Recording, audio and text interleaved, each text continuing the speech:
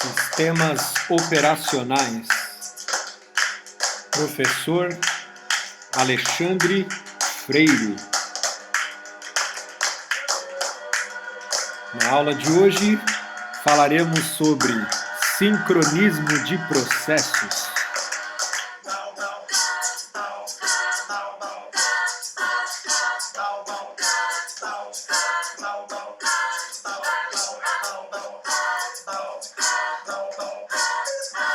É isso aí, pessoal. Ixi, onde é que pausa esse negócio? Olá, pessoal, tudo bom? Bom, a música de hoje, né? Da abertura. Barbatuques, música 7 do álbum IU. Essa aqui é a versão ao vivo aqui no programa do... Como é que chama? Aqui, Sala do Som, com o Edgar Escandurra. Não é Edgar Escandurra, cara. O Edgar Escandurra é o guitarrista do Ira. É o Edgar Piccoli, não é? Acho que é o nome dele. É o Edgar. Tá bom. Vamos ao que interessa. Mas muito bom, viu? Barbatuques é muito bom. Inclusive para criança também. Eles têm uns trabalhos para criança. Radical. Meus filhos gostam. É bem a parte rítmica, né? Bem rica. E essa questão de ficar fazendo percussão corporal, a criançada adora. Eu adoro também, né? Mas a criançada adora. Bom, vamos lá então. Capítulo 6, sincronismo de processos. Esse é um capítulo bem longo, tá? Tem 78 aqui slides, tá? Então eu acho que eu não vou conseguir falar de tudo aqui, mesmo nas nossas duas horas aí, mais ou menos, que a gente está fazendo por semana, né? Eu acho que eu não vou dar conta de falar tudo isso essa semana. Então, se eu não conseguir, aí vai ficar um pedacinho para a semana que vem. Beleza, pessoal? Então tá bom. Eu tô aqui matutando comigo mesmo, se eu dou algum trabalho para vocês e em vez de dar a prova, eu tava pensando de repente em... Eu queria... Eu tô pensando em...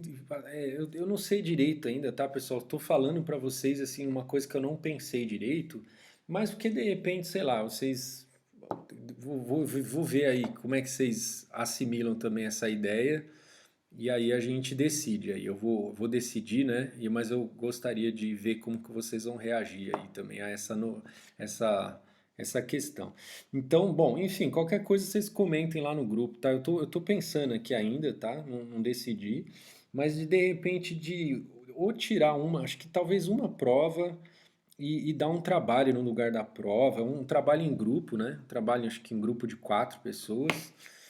E aí provavelmente seria algo do tipo vocês pegarem um capítulo do livro e fazer alguma atividade em cima daquele capítulo. Podia ser uma apresentação.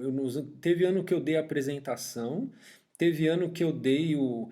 Tem até no meu canal aí, quem quiser dar uma procurada, tem uma playlist lá que chama Oscar Freire, né? Que a gente fez um Oscar, Oscar Freire, que depois eu fiquei brincando com o nome da rua, né, Oscar Freire, aí tem o Freire, que é meu sobrenome, e a gente brincou, tipo, de que a gente ia fazer um Oscar lá, com os vídeos do pessoal da turma. E aí eram vídeos, a ideia era fazer uma coisa assim mais lúdica, né, mais engraçada, tal, mais de... acho que a palavra mais correta é mais de cômico, assim, né? Então era pra galera pegar, cada grupo escolhia um tema. Aí não era para explicar um capítulo inteiro, era para pegar um tema específico e vamos fazer assim, vai. Deixa eu pôr um vídeo aqui para vocês, ó. Vamos lá, vamos no meu canal, só para vocês terem uma noção aqui, ó. Mas não, eu acho que não é isso que eu quero fazer esse ano, tá? Eu só quero mostrar para vocês. Acho que cada ano aqui tem que ter uma inovação, né? Grupo Quarteto Fantástico e o Surfista Bronzeado apresenta... Deixa eu escolher Chefe um aqui. Loki, o pro... Pera aí, calma aí, deixa eu escolher um. Ó, esse aqui foi um dos que ganhou vários Oscars lá. Esse aqui ganhou, acho que uns três Oscars lá. Então vou passar esse aqui, ó.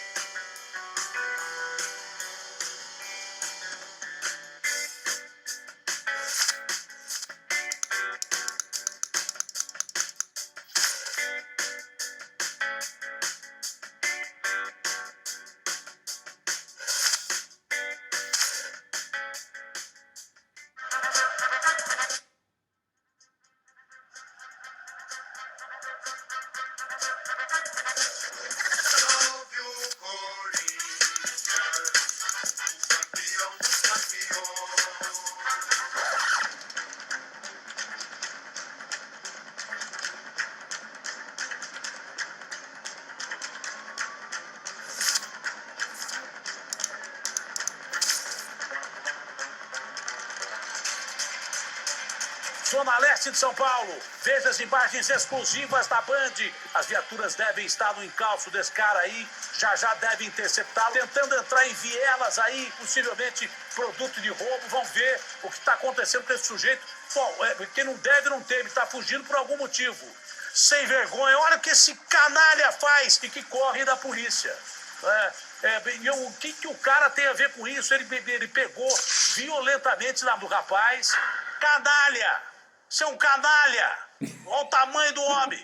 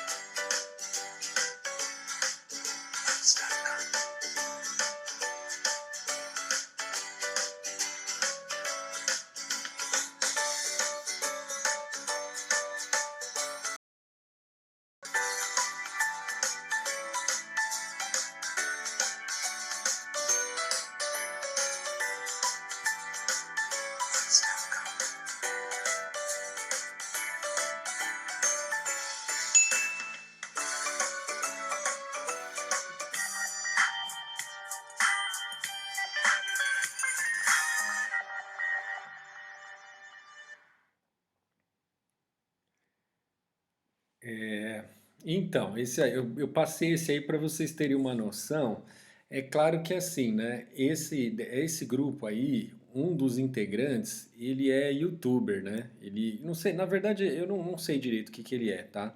Eu sei que ele sabe fazer edição de vídeo. Eu não sei se ele é youtuber assim de aparecer, né? Ou se ele só fica ali por trás das câmeras fazendo ali a edição, enfim, as coisas. Eu não sei direito o que que ele faz, mas ele entende aí do assunto. Então ficou, né, uma qualidade assim do audiovisual ali que nem era assim, eu nem estava esperando algo também nesse nível de qualidade, falando aqui em termos de audiovisual, né? Mas aí depois, se vocês quiserem, dá uma olhada aí, tem na playlist, tem vários vídeos, tem uns vídeos bem engraçados mesmo, que não tem assim essa parte técnica, não tá nesse nível, mas os vídeos bem engraçados aqui, tá? Aí também, enfim, e aí eu só queria mostrar então para vocês assim, eu não quero que vocês façam a mesma coisa que eles, né? Acho que cada ano a gente tem que inventar aí alguma coisa nova, né? Mas nesse ano que eles fizeram, então foi assim, o grupo escolheu o tema que queria fazer, e aí não era para pegar um capítulo inteiro, entendeu? Explicar o capítulo inteiro, era para explicar algum conceito, né?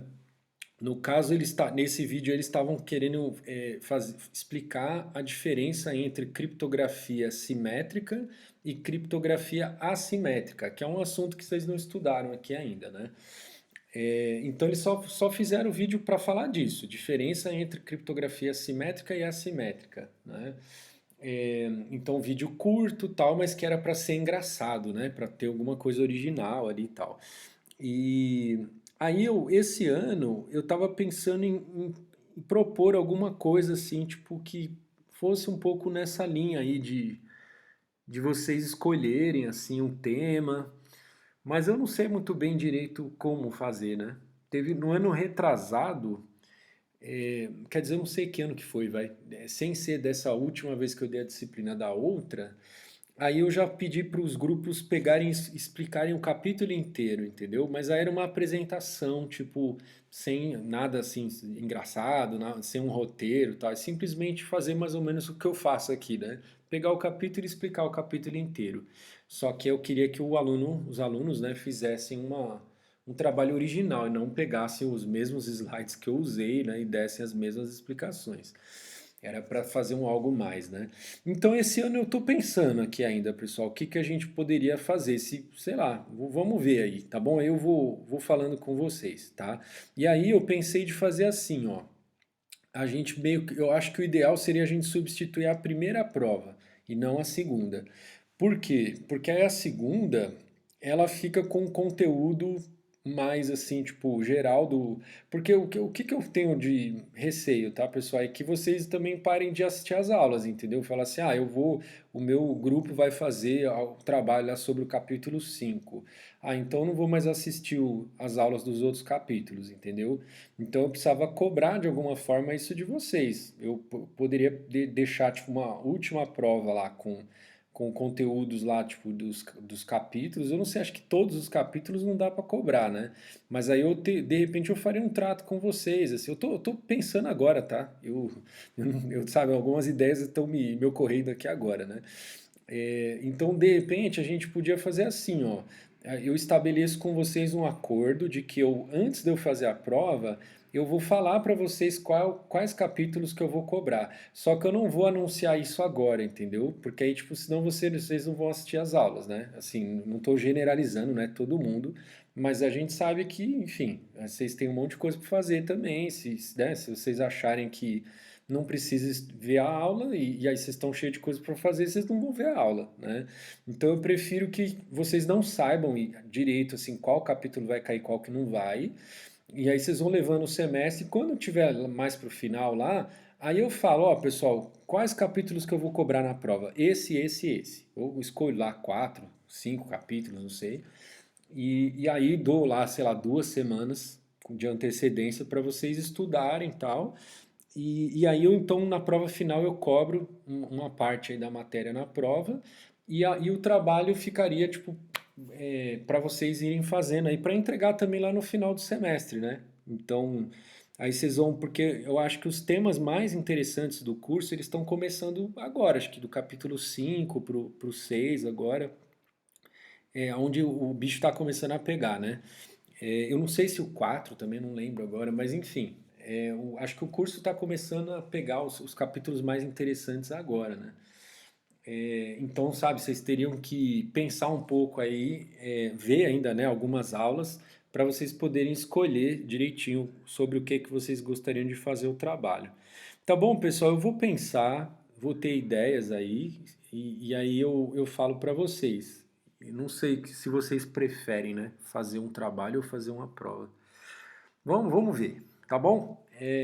Beleza, deixa eu começar a aula aí. Qualquer coisa, fala lá no grupo, tá, pessoal? Fala, pô, da hora, Freire, legal, vamos fazer trabalho.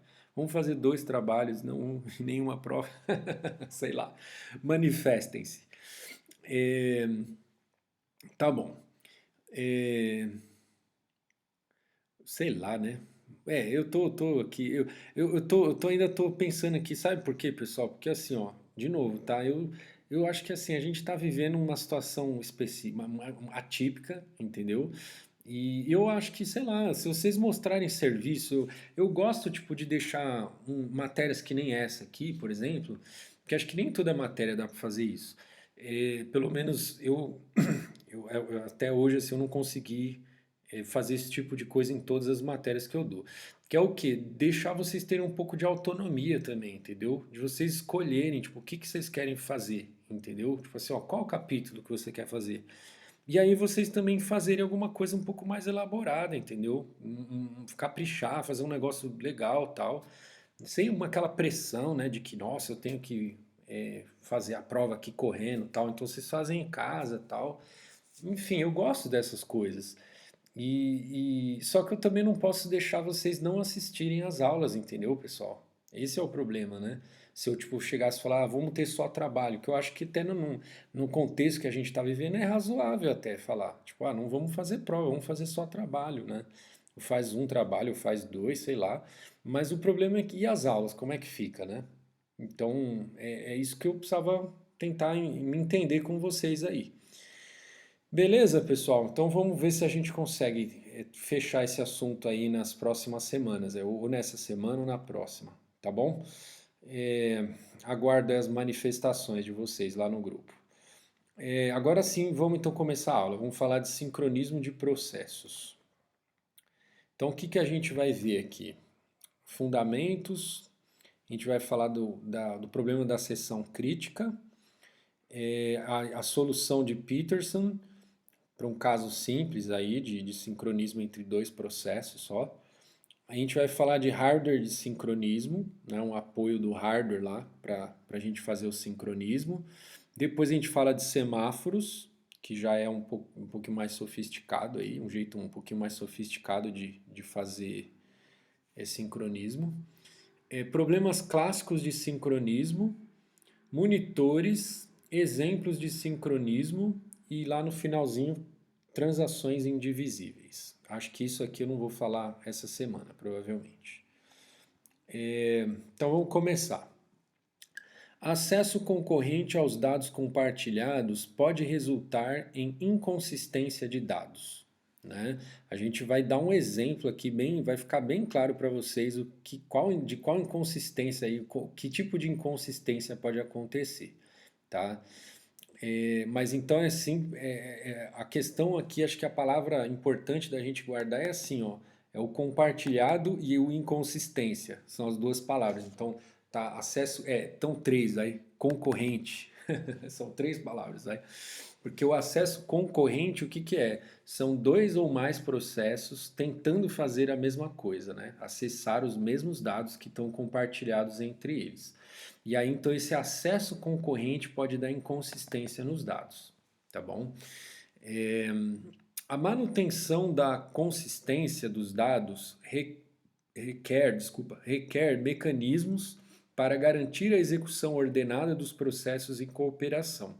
Então a gente vai estudar nesse capítulo quais são esses mecanismos, tá bom? A gente vai ter que criar mecanismos para garantir a consistência dos dados, tá bom? Isso envolve tanto hardware como software, tá bom? Agora sim vamos começar aqui já com o nosso exemplo, tá? O exemplo de onde pode dar problema aí no acesso concorrente.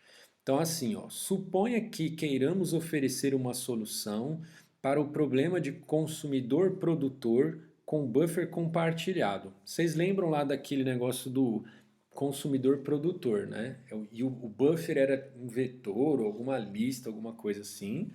Aí o produtor, ele é o cara que coloca as mensagens no buffer e o consumidor é o cara que pega essas mensagens, tá? A gente fez lá uns exemplos com data, né? O produtor ficava pondo data nova lá e o consumidor ficava pegando as datas e imprimindo, mas foi só um exemplo besta, né? Tem várias situações diferentes onde você vai ter um processo que vai produzir um conteúdo qualquer, seja ele qual for, colocar num buffer, e vai ter um outro processo que vai ler, vai pegar as mensagens desse buffer para fazer alguma coisa, para realizar alguma tarefa. Beleza? Agora, o que a gente não estudou lá, quando a gente falou desse buffer, é que assim, se esse buffer ele está sendo acessado de forma concorrente por dois processos, né?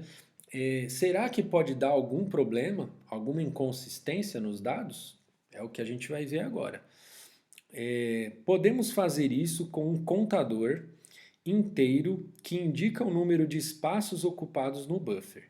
Inicialmente o contador é 0, tá? Então essa variável aqui, contador, ela indica quantas posições do buffer estão ocupadas, né? Que tem mensagem lá dentro. Então vamos relembrar lá o código do produtor. Ele tinha lá, a gente acho que viu alguns códigos diferentes, né? Não, acho que sim, né? Mas esse aqui é um desses códigos que a gente viu lá, que é assim, e aí tá um trecho do código, né? É um código pairando no espaço, né? Vocês devem lembrar lá, tá? Quem não lembra, vai nos slides lá do capítulo... Putz, qual capítulo que era? Ai, ai, ai. Vai olhando aí e vai tentando lembrar. Eu não, e vai vendo os slides e vê onde vocês acham esse código. Eu não consigo lembrar agora em qual capítulo que a gente viu isso. Talvez era comunicação entre os processos, né? Mas eu acho que não era título do capítulo. Mas era no capítulo que a gente falava de como que os processos se comunicam, tá bom? Então era nesse caso quando os processos têm memória compartilhada, né? Que aí os dois processos, tanto o produtor como o consumidor, eles têm acesso a essa variável aqui, por exemplo, buffer size, né? É, então, o código do produtor vai rodar num processo, o código do consumidor vai rodar em outro processo, só que os dois têm acesso às mesmas variáveis. E na verdade, no código que a gente fez é um código Java, né? Então a gente fez na verdade em duas threads, né? Não, na verdade, né, não, a gente nem, a gente só fez os códigos, a gente não rodou, né? A gente não sabe em qual thread que tá, não era só os dois códigos, enfim. Tá bom, mas são códigos que rodariam em duas threads ou dois processos diferentes. É que eu falo assim, no Java não tem como você abrir dois processos diferentes dentro, assim, ó, a máquina virtual é um processo e dentro do Java você abre várias threads, né? Então, olhando para esse código Java, então teria que ser duas threads separadas. Mas enfim, beleza.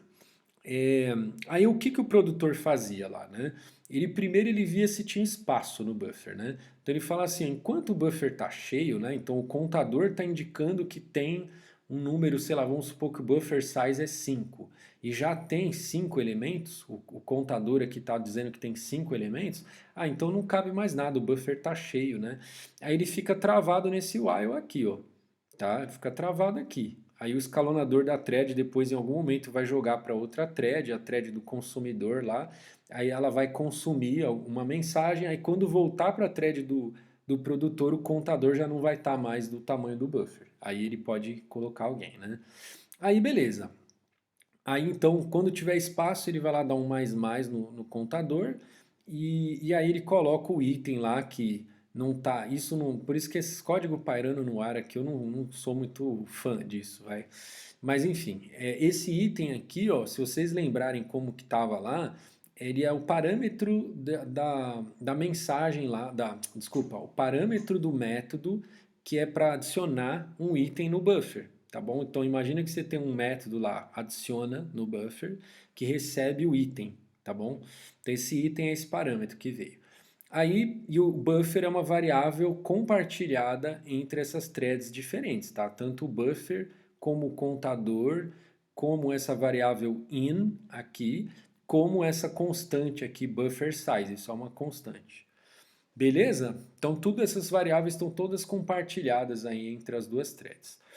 Aí, beleza. Então, quando tem espaço, ele vai lá dar um mais no contador, aí coloca o item no buffer e incrementa a posição que indica, né, qual é o próximo espaço livre dentro do buffer. Lembrando que esse buffer ele é feito de forma circular, né? Por isso que tem esse in mais um módulo buffer size, tá bom? Que é o mais quando cai para o final do vetor, ele volta para o começo, né? Para ficar circular o negócio, né? Tá bom? Na hora de consumir a mensagem, relembrando, tá? Que esses códigos vocês já viram tudo. Aqui, ó, se não tem mensagem para consumir, né? Então o contador está dizendo que não tem nada no buffer, né? Tá zerado. Aí eu fico travado aqui, ó, nesse while. Até um dia o escalonador me tirar dessa thread, jogar para a thread do produtor, o produtor colocar uma mensagem lá no buffer. Aí quando o escalonador voltar para essa thread do consumidor, aí vai ter alguma coisa para ele consumir. Aí ele vai lá dar um menos no contador, pega lá o item que está na posição out do buffer, né? Que aqui não está nem mostrando, né? Realmente eu não gosto desses códigos pairando no ar, porque aqui não está mostrando assim aonde, quanto que inicializa lá o in e o out, né? Aqui ele até comenta ó, que o contador é inicializado com 0. O in e o out também, né? Certo? Aí o in seria onde a gente está inserindo e o out de onde a gente está tirando. Tá tipo uma fila circular, né? Você insere numa ponta e remove da outra, tá bom? certo? Foi o código que a gente tinha visto lá. Aí, o que acontece, né? Aí, então, lá, quando a gente falou desse código lá, a gente não levantou essa possibilidade de que poderia dar algum problema nesses códigos aqui, né? Até agora, sim, a gente meio que imagina que isso vai funcionar direitinho, né? Tipo, você tem duas threads lá, elas vão, né? Uma hora uma produz, a outra consome, beleza, não vai dar problema, né? Agora que nós vamos ver aqui que eu espero deixar vocês assim meio de olho arregalado, né? Falar, putz, cara, não acredito que isso pode acontecer. Tá bom? É, é algo para vocês ficarem chocados, né? Fala assim, meu Deus do céu. Então aqui, ó, a gente vai falar agora dessa condição de race, tá? Não tem uma tradução aqui para a palavra, né? Porque, enfim, é a condição que ocorre na hora que você vai executar o código, que no inglês executar a gente fala run, né? Então é rodar, aí quando a gente meio que traduz como rodar o código, né? Então o race aqui é quando você está rodando o código lá, né? Então condição de race. Count++ poderia ser implementado como registrador 1 recebe o contador. E o que é esse implementado como? Tá? É quando você coloca o seu count++ lá na tua linguagem de programação, vamos supor, em C ou em Java, sei lá.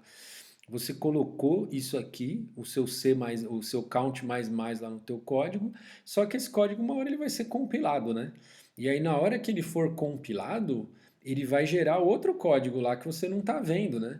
Então, ele poderia ser implementado lá internamente, ó, depois que você compila o negócio, ele vai gerar 3 linhas de código e não uma só. Então, e quais são essas 3 linhas? Ele vai pegar um registrador, ele vai chamar aqui de registrador 1, aí ele vai igualar ao valor que estava no contador. Aí ele vai falar, registrador 1 recebe registrador 1 mais 1. Porque lembra que assim, o processador, para ele executar uma instrução, a variável tem que estar em algum registrador, né? Então você joga, você copiou o valor aqui ó, do contador lá para um registrador, para você poder fazer a conta de mais aqui, entendeu? Então copiou o count, que era algo que estava na memória RAM, né? Copiou para um registrador. Aí sim você faz o mais mais. E aí depois você pega a resposta e joga na memória RAM. Parece meio, né, assim, enfim, o computador, o processador, ele não faz nada com o que está na memória RAM. Para ele não executa, tipo, os circuitos lá que ele precisa usar para fazer a soma, eles estão lá fisicamente lá nos registradores, né? Então, quando você vai usar o circuito, você tem que carregar o valor no registrador, não tem como escapar disso, tá bom? Então, você meio que vai acontecer isso, você vai jogar lá, vai copiar o valor da memória RAM para o registrador para você fazer o mais para depois devolver a resposta lá na variável lá na memória RAM. Beleza? Bom, é a mesma coisa que analogamente aqui, o menos menos, né? É a mesma coisa, só que é com menos, né? Então ele copia, vamos supor que é um outro registrador aqui, ó, na hora que você compilou o código e está usando um outro registrador, então registrador 2, aí recebe lá o valor do count, depois faz a conta de menos lá, e depois faz, né, efetivamente o menos menos, e aí depois copia a resposta para o count. Beleza. Agora, vamos considerar a seguinte execução aqui, ó, intercalando com... esse intercalando aqui ficou meio estranha a frase. Mas é assim, a gente nunca sabe quando que o escalonador vai tirar uma thread e vai colocar outra no lugar. Ele vai preemptar, né, uma thread e vai colocar outra no lugar, tá bom? Então a gente vai supor que o escalonador ele vai fazer essa troca de uma thread para outra nesse ponto aqui, ó, pelas cores aqui, vai dar para perceber, tá bom? Então, ó, e aí inicialmente a variável count ela valia 5, tá bom? Aí imagina que assim, ó, a gente vai executar um mais e depois um menos menos. Ou então, não, na verdade é assim, ó. Deixa eu só voltar no código aqui, ó. No código do consumidor tem um menos menos. No código do produtor tem um mais, tá bom? Então, numa thread, ele vai executar um mais em algum ponto do código. Na outra thread, ele vai executar um menos menos em algum ponto do código. Para o nosso modelo aqui não importa qual é a thread que vai rodar primeiro. Então, sabe assim, ó, quem que vai entrar primeiro no processador? É o consumidor ou é o produtor? Tanto faz. Tipo, se o consumidor chegar primeiro e não tem nada lá, ele vai esperar. Né? Aí se o produtor chegar primeiro, ele põe o negócio lá e sai fora. Então, assim, tanto faz a ordem, entendeu? Nesse caso aqui, pra gente, quando a gente faz uma coisa multithread, geralmente, tá? A gente não está preocupado com a ordem com que as coisas vão ser feitas. Então, tipo, as threads elas vão ser escolhidas lá, o escalonador que vai falar, é você agora, agora é você, agora é você. Quando a gente quer ter esse controle da ordem das coisas, aí a gente tem que fazer meio que no braço, tá bom? Porque o escalonador, ele vai ter a regra dele, ele vai selecionar. A gente viu a aula de escalonador lá, né? Então ele vai ter uns critérios que ele quer lá. Vai falar quem chegou primeiro vai primeiro, ou então quem eu acho que tem um burst de CPU menor eu vou pôr primeiro, entendeu? Certo? E aí pra gente isso não deveria fazer diferença, tá? A ordem. Então se foi primeiro... Então nesse caso, pensando assim, vai ter um mais mais e um menos menos. Inicialmente a variável valia 5. Qual que deveria ser a resposta? Né? Se eu vou fazer um mais mais, aí vai dar 6. Aí eu faço um menos menos, vai dar 5 de novo. Então, ele fazendo mais mais, depois um menos menos, ele teria que terminar com 5. Não importa a ordem, certo? Fazer primeiro o mais mais, depois o menos menos, ou fazer primeiro o menos menos e depois o mais mais, no final teria que dar 5 dos dois jeitos, certo? Agora vamos ver aqui o que acontece aqui, ó. Imagina que assim, ó, o produtor foi lá, começou a fazer o mais mais dele e não concluiu, ó. Ele fez as duas linhas do mais mais e o escalonador trocou de contexto. Então ele pegou, jogou o valor do count, que era 5, no registrador 1, aí ele fez o mais mais. Nesse momento aqui, ó, quanto que vale a variável count? Quando parou nessa segunda linha aqui, eu terminei de executar essa segunda linha. O mais mais ele não foi concluído ainda. Tipo, o registrador tá com 6 lá. Só que a variável count ela tá com valor 5, entendeu? Então, né, aí o escalonador ele não sabia que ele trocou de contexto bem nessa hora infeliz aqui, em que gerou uma certa inconsistência, né? Porque tipo, o registrador tá com o valor já da conta feita, mas o contador tá com o valor que não fez a conta ainda, né? Aí trocou para outra thread que faz o menos menos. Aí a outra thread fez o quê? Ó? Jogou no registrador 2 o valor do count, que era 5, nesse momento aqui é 5. Aí fez o menos menos. Quanto que dá 5 menos menos, né? 4, né? Só que aí o escalonador foi lá, de novo, trocou de contexto no momento infeliz de novo, né? Que eu não terminei de fazer o menos menos, né? Eu estou com o valor lá no count é 5 e no registrador 2 é 4. Então, de novo, né? Aí quando voltou o contexto voltou aqui para a thread inicial, aí a primeira, aí ela vai concluir aqui a última linha que faltava, que é registrador 1, quer dizer, contador recebe o registrador 1. Ou seja, vai receber 6, né? Que era o valor que estava lá no registrador 1. Ou seja, agora ele falou, ó, terminei o mais mais, né? Aí agora ele vai para outra thread aqui, ó, vai finalizar a última linha dessa segunda thread. Aí ele vai finalizar o menos menos dele, né? Como? Nessa última linha, ele vai pegar o valor que está lá no registrador 2 e vai jogar no count. Quanto estava no registrador 2? 4, né? Quando ele fez o menos menos. Então no final das contas, qual foi o último valor que ele jogou no count? 4. A hora que terminar tudo isso aqui, o count vai valer 4.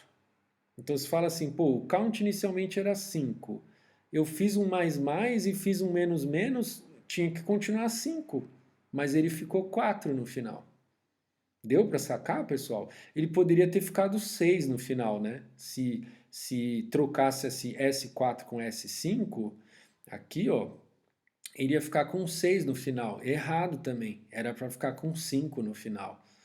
Deu para sacar? O problema aqui é que ele dividiu algo que não era para ser indivisível aqui, ó. Isso aqui não podia. É o que a gente vai chamar de seção crítica, né? Quando está numa seção crítica, o código não pode ser interrompido. Ele, na verdade, assim, ele até pode ser interrompido, mas você não vai poder jogar o outro código na seção crítica do outro, entendeu? Então você poderia até pausar essa thread aqui, mas quando você voltar nela, não voltar em outra, né? Deixar ela concluir a seção crítica dela para depois pegar outra thread e executar a seção crítica da outra thread. Eu tô dando muito spoiler aqui.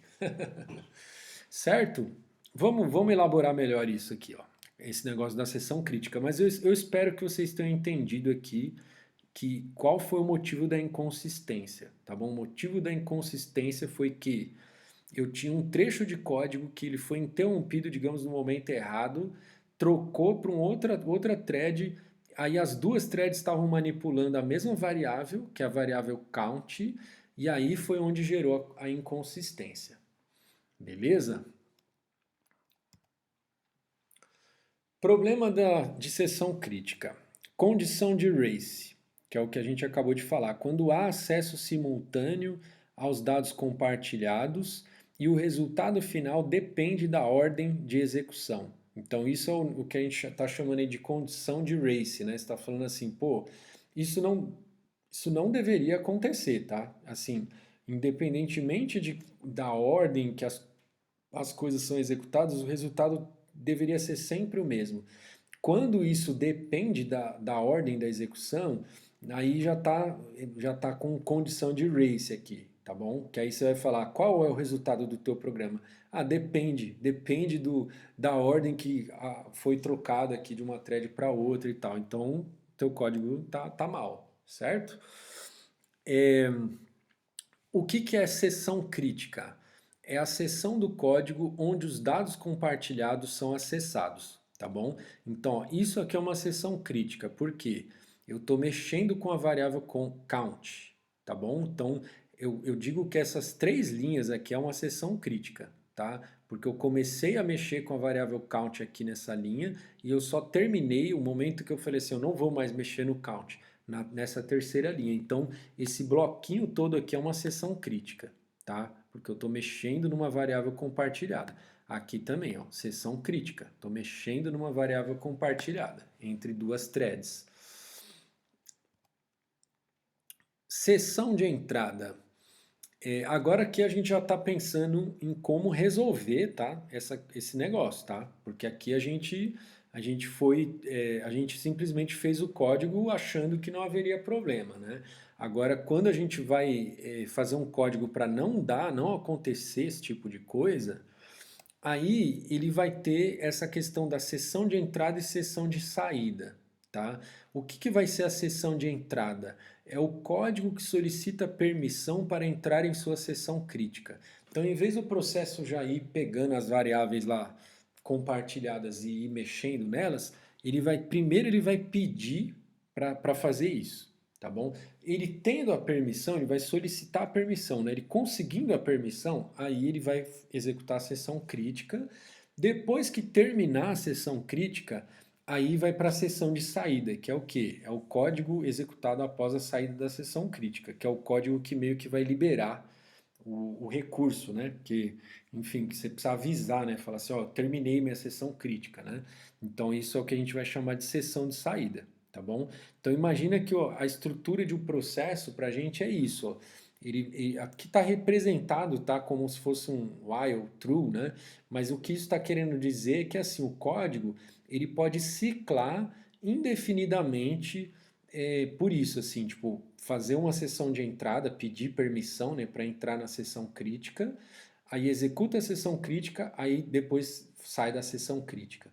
E aí depois ele pode fazer outras coisas lá que não envolve variável compartilhada, então não é sessão crítica, né? Então se falar aqui nesse ponto você poderia me interromper a qualquer momento que eu estou olhando aqui só para as variáveis da minha thread ou do meu processo, né? Então tudo bem, eu não estou na minha sessão crítica, né? E aí depois ele pode voltar e executar uma outra sessão crítica ou a mesma sessão crítica de novo, enfim, tá bom? Então isso é ao longo da execução do processo pode acontecer várias vezes, tá? Dele entrar numa sessão crítica e sair depois. Aí aqui, ó, depois, a sessão crítica usando locks, tá? O que que vai ser essa sessão de entrada e sessão de saída? Nada mais do que um pedido aí de lock ou soltar o lock, tá? Quando for, a gente vai ver aí mais pra frente no capítulo, né? Então você vai pegar o lock de um objeto. Então imagina assim, ó, um exemplo, tá? Você tá numa loja de roupa, né? Aí quando você vai querer provar uma roupa, o que que você vai fazer? Você vai esperar vagar como é que chama? Provador. Eu ia falar camarim. Algum camarim. Você vai esperar vagar algum provador, certo? Vagou o provador, é como se você estivesse fazendo um lock daquele provador. Porque, tipo, ele é só seu. Enquanto você não terminar de provar lá as roupas que você pegou, outra pessoa não pode usar o provador. Imagina, né? Se fosse, tipo, se pudesse, né? Então você foi, tirou a camiseta, você tá num momento que você não pode ser interrompido, né? Você tá, tipo, sei lá, tirou a calça, tá de cueca, aí a outra pessoa pede licença para você, tira você do provador, põe a outra, e você fica lá fora esperando de cueca para depois voltar, né? Aí você esqueceu tua calça lá, a pessoa vai lá e veste a tua calça, enfim, vai dar inconsistência. Certo? Então, então assim, tem certos momentos, né? Então, enquanto você está ali na loja, vocês estão todo mundo ali olhando as roupas, tal, então tá todo mundo junto fazendo as coisas. Mas no momento que você vai usar o provador, aí não pode, é um momento que você tem que ter uma exclusividade daquele recurso, que no caso é o provador, né? Então a seção crítica é isso, tipo, ela vai mexer num lugar que ela, enquanto ela está mexendo, ela tem que ter exclusividade naquele objeto que ela vai manipular, tá bom?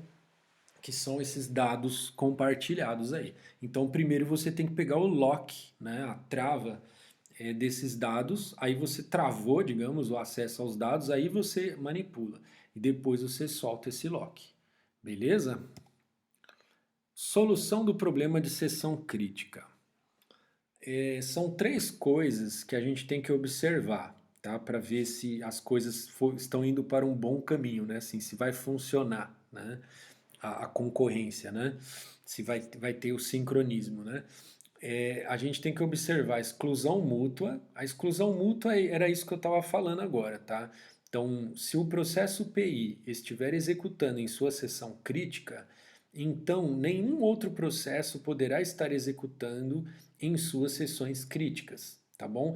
Isso assim tá até um pouco impreciso aqui essa explicação, porque na verdade isso a gente está falando da seção crítica relativa, ela é sempre relativa a algum objeto que você vai manipular, tá bom? Então pensa que assim, imagina que os processos aqui no caso, eles estão disputando o mesmo recurso. Então, tipo, se eles estão disputando o mesmo recurso, então enquanto um está usando esse recurso lá na seção crítica dele, nenhum outro pode também estar usando esse recurso, certo? Pensando num recurso que tem uma única instância, né? Que se pode ter aí pode ter recursos de múltiplas instâncias. No caso aí do exemplo que eu dei do provador, você pode ter lá 5 provadores na loja, né? Então, às vezes, então você vai poder ter 5 pessoas simultaneamente usando, cada um usando o seu provador, né? Certo? Então, então é isso. Então essa é a exclusão mútua, tá bom? Então para funcionar o sincronismo tem que ter exclusão mútua. O que mais que tem que ter para funcionar? Progresso. Se nenhum processo estiver executando em sua seção crítica e houver alguns processos que queiram entrar em sua seção crítica, então a seleção dos processos que entrarão na seção crítica em seguida não poderá ser adiada indefinidamente. Ó, na verdade assim, tá, pessoal?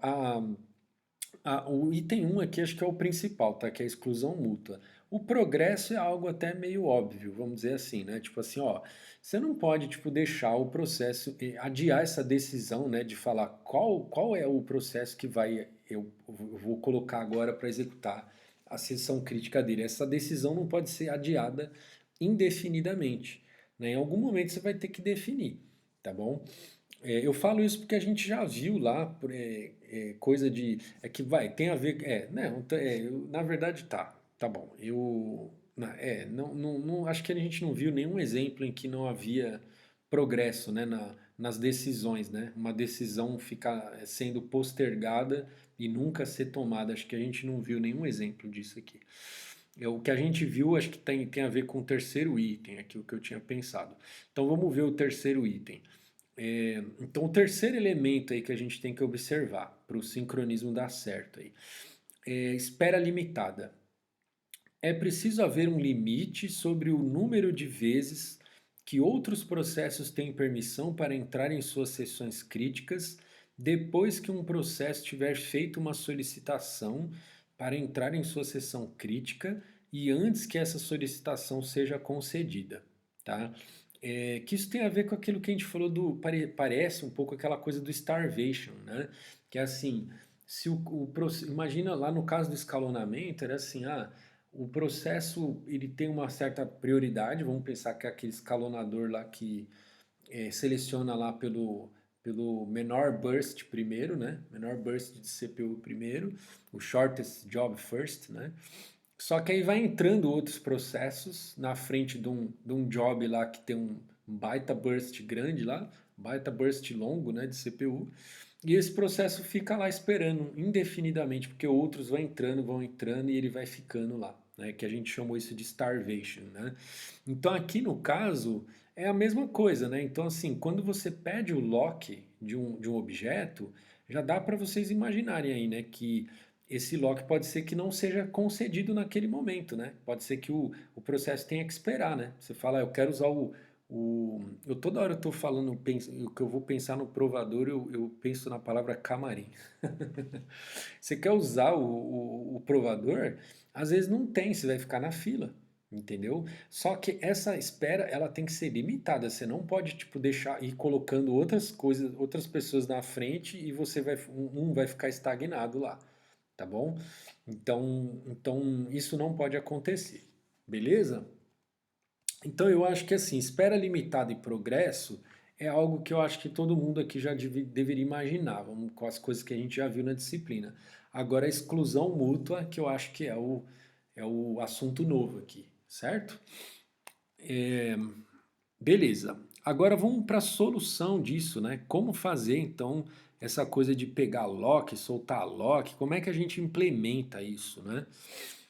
Então vamos ver a solução do Peterson para o caso específico em que eu tenho só dois processos concorrendo pelo mesmo recurso. Os dois processos compartilham duas variáveis, tá? Que é o turn, que é de vez, né, de quem é a vez, e o flag, que tem duas posições, é um vetor, né, que tem duas posições.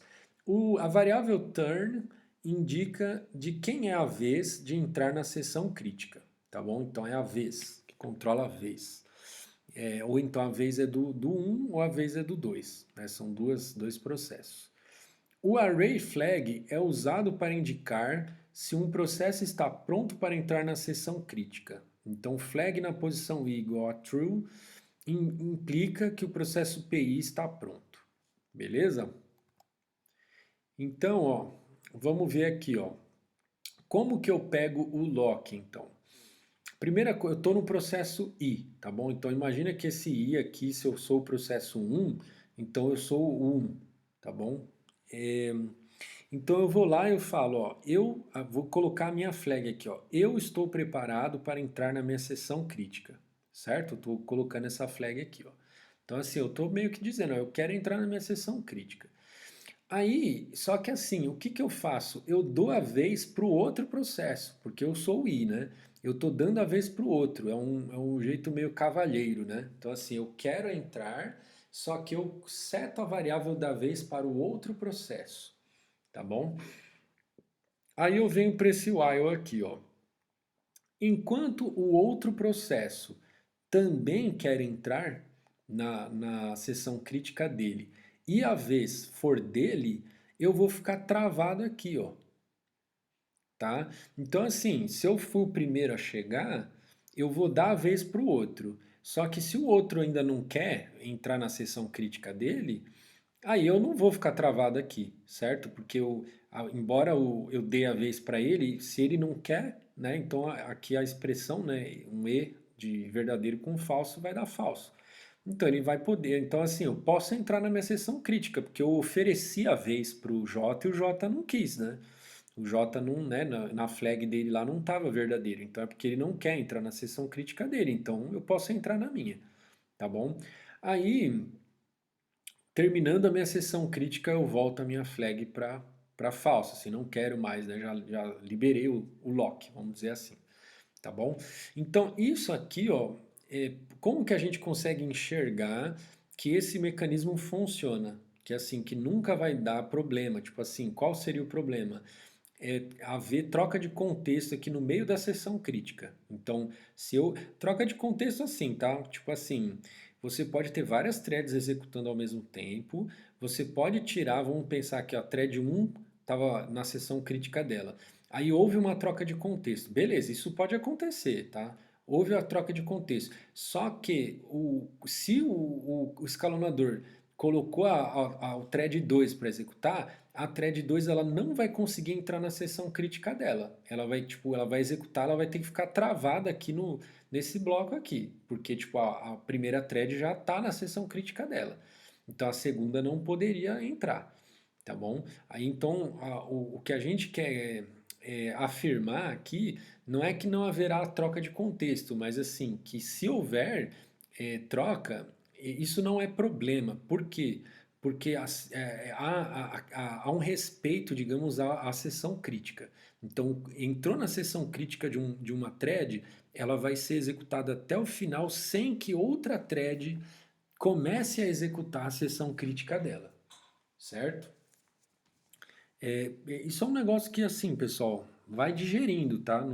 Assim, pensa aí, tá? Não sei se às vezes é um pouco difícil de assimilar, tá? Então, se você achou que isso está dando um nó na sua cabeça, dá uma pausada, pensa um pouco, volta um pouco o vídeo, tá? Porque esses conceitos não são tão triviais, não. Aí, enfim, às vezes é bom a gente parar um pouco e pensar assim, será que eu entendi mesmo, né? Pausa o vídeo aí, será que eu estou entendendo mesmo, tá? Eu não acho essas coisas fáceis, tá? Eu tenho que parar e pensar, tá bom? Então é isso, ó. Esse bloquinho, então ele tem que garantir isso, que tipo, se eu entrei na minha sessão crítica, outra thread não vai entrar.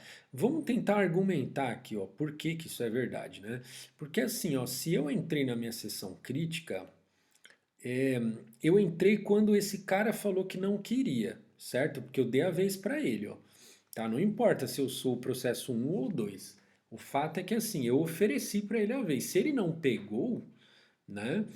É porque, né, agora eu entrei. Aí quando eu entrei na minha sessão crítica, eu tinha dito lá que eu queria, né? Aí eu entrei. Ainda tá verdadeiro lá. Quando a outra thread, a segunda thread entrar e quiser executar a sessão crítica dela, o que que ela vai fazer? Ela vai passar a vez para mim e ela vai ver se eu quero estar na minha sessão crítica, né?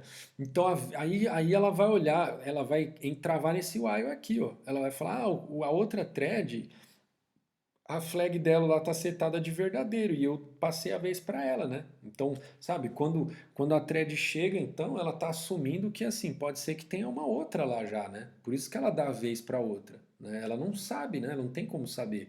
Então ela fala, eu dou a vez para outra, tipo, se a outra já tá executando, eu não posso executar, né? Certo, pessoal? Então, dá uma não fique com vergonha não. Pausa o vídeo, pensa, vê se, né, você está entendendo isso aí.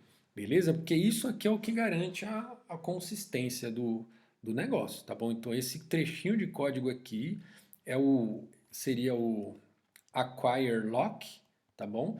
E o release lock é esse trechinho aqui, em que eu coloco, tá? Que eu coloco falso aqui agora na flag do i. Beleza? Tá bom. Tá ficando longo já, né? Eu falei pra caramba. Acho que será que já deu 1 hora de aula? Deixa eu pensar aqui se eu falo mais um pouco. Eu vou tomar um pouco de água. Vou respirar um pouco, peraí.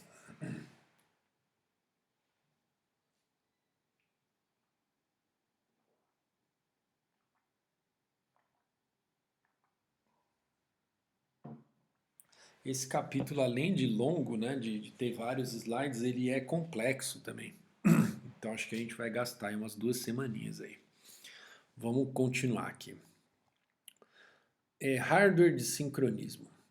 Muitos sistemas oferecem suporte do hardware para o código da seção crítica. Eu vou dar uma pausada no vídeo, viu, pessoal? Tô achando que eu fico com medo de deixar um vídeo muito longo e dar um pau aí, eu ter que gravar tudo de novo. Eu vou pausar esse vídeo, peraí.